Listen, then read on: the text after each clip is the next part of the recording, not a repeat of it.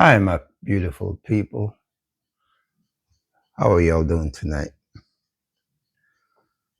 All right, I want to talk to you about two things. One is called dextrocardia, and the other one is the elevated diaphragm. Sometime in life we just be going on merry way, going to and fro, whether it's work, school, play, church,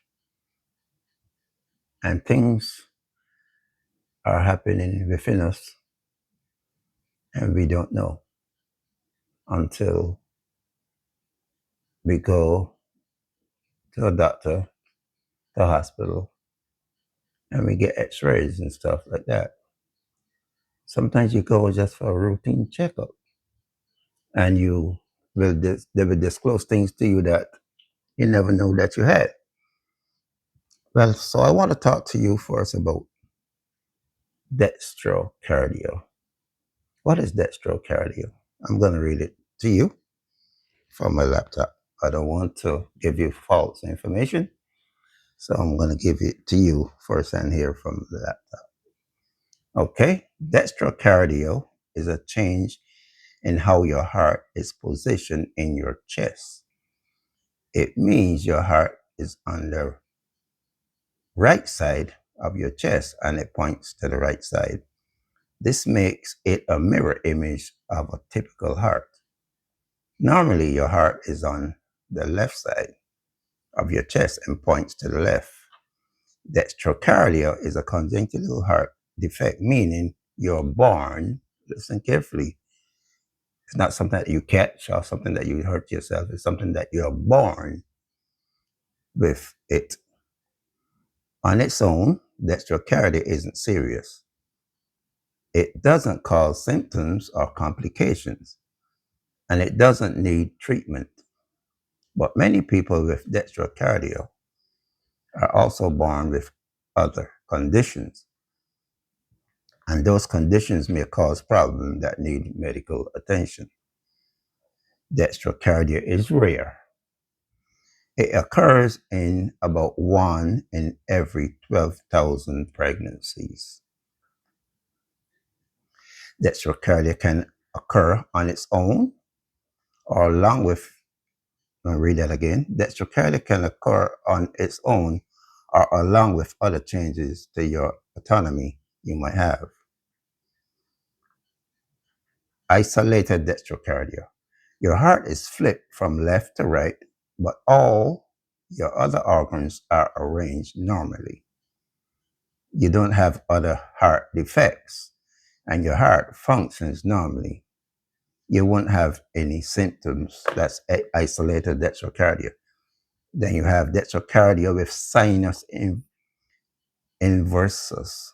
Your heart is a mirror image, but the other organs in your chest and belly are flipped too. Sinus inversus can occur as a future of a genetic disorder called primary ciliary dyskinesia.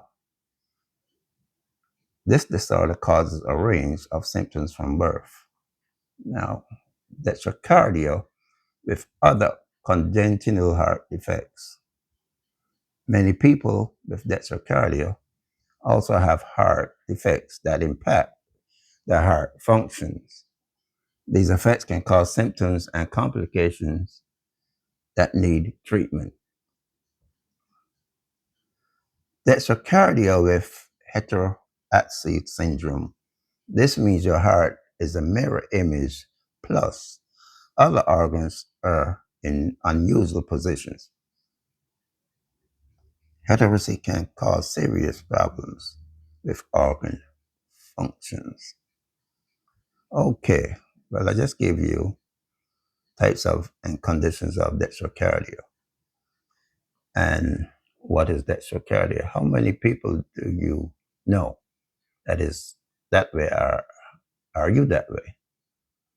Well, I'm going to tell you now, right now, that I'm one of those patients.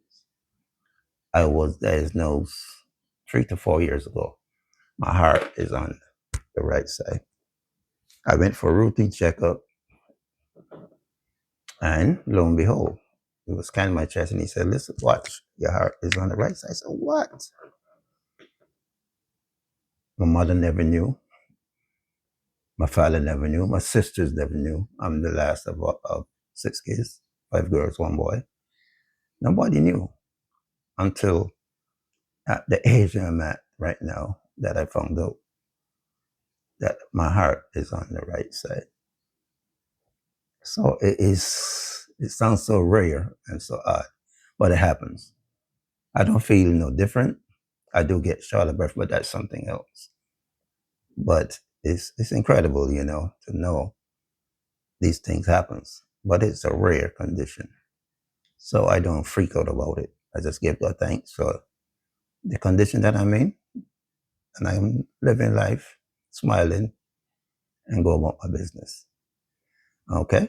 So that's a little snippet that I have to give you about dextrocardia. If you want to investigate it some more on the internet, you can go and do your own research. I'm going to spell it for you. The word is D as in dog, EX, E as in egg, X as in X-ray, TROCAR, D as in dog, A as in apple. Dextrocardia. And you can check it out and see what information you get on it. Okay. Another thing that I want to talk to you about is an elevated diaphragm. Again, I went to the doctor, some X-rays, feeling some shortness of breath, and lo and behold, I was discovered with an elevated left diaphragm, and that was about 3 years ago. And the last thing they will do is surgery. The doctor do not want to do surgery. So what they give me to do is exercise, strengthen your lungs, breathing exercise, and it helps. But it can make you get out of wind, short of breath. You run distance or you walk in distance, you get winded pretty easily. So you can also get chest pains with it. You can get fatigue with it, difficulty breathing. But you can have a sniff test also to be done to prove that how it is working. So this elevated diaphragm could restrict you if you're active in sports. You're breathing, but you have to work it up. Work your muscles, your diaphragm muscles up. Do your exercise,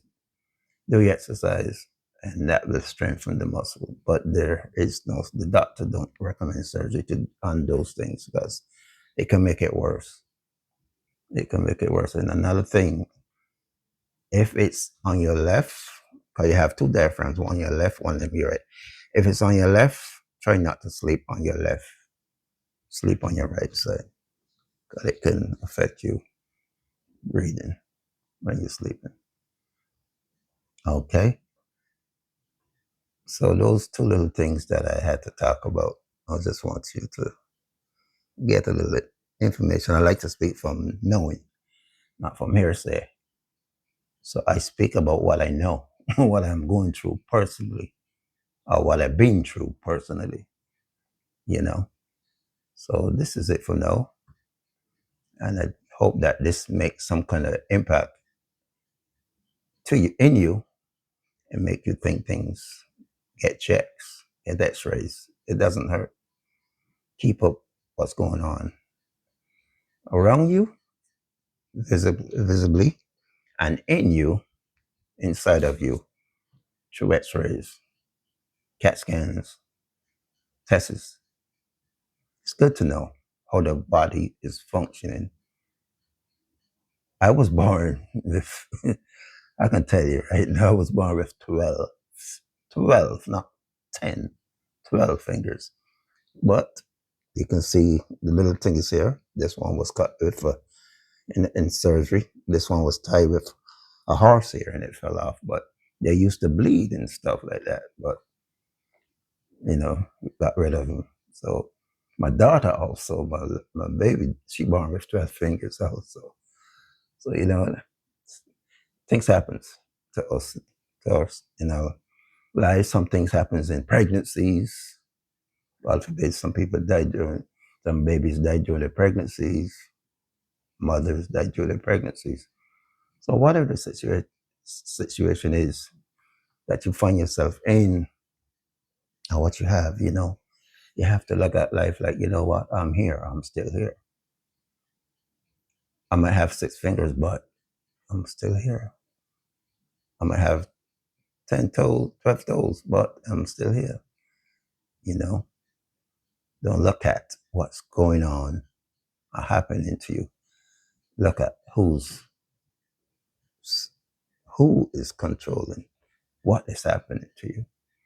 Because God promised not to put too much on us that we cannot bear. So He's the source that we have to connect to 24/7. Whether we're healthy, we're sick, we're up, we're down. Look to God, because He's always there. All right? It's nice talking to you guys. God bless. Peace out.